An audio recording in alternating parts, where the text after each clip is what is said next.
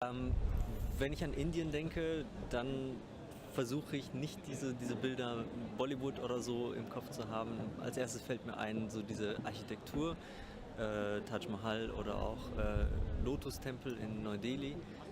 Und wenn ich an den Alltag denke, dann habe ich so ein bisschen die Angst vor den vielen Menschen. Also dann kommt mir das Bild mit dem Zug im Kopf, wo die Gäste im und auf dem Zug mitfahren. Und ich weiß nicht, also das ist das Erste, woran ich denke.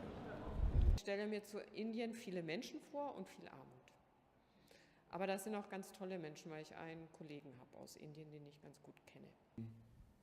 Ein wichtiger Punkt, glaube ich, ist, dass viele Sachen, die wir als Widerspruch wahrnehmen, eigentlich dort nicht unbedingt als Widerspruch wahrgenommen werden müssen. Und das höre ich immer wieder von Leuten, die in Indien waren, also von Europäern, sage ich mal, die in Indien waren, dass es ja ein Land ist, in dem wirklich beispielsweise Arm und Reich ganz nah nebeneinander wohnen. Und dass dieser Gegensatz viele Leute erschreckt hier. Ich war noch nie in Indien, aber wenn ich an Indien denke, denke ich an Chai Latte, an Bollywood, an tanzende Frauen in schönen Kleidungssachen.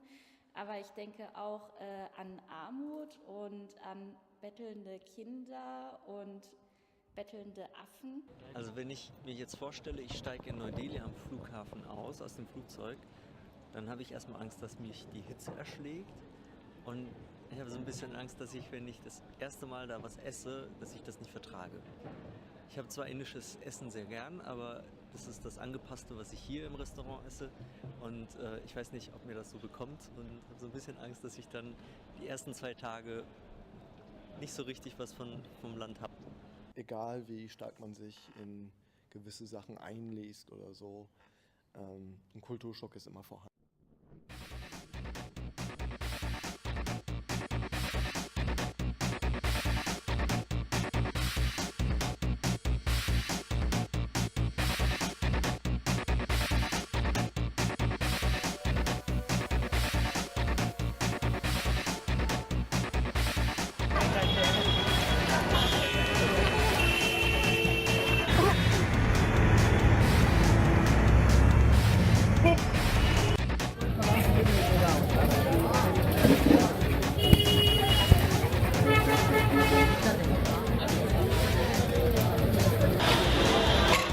I think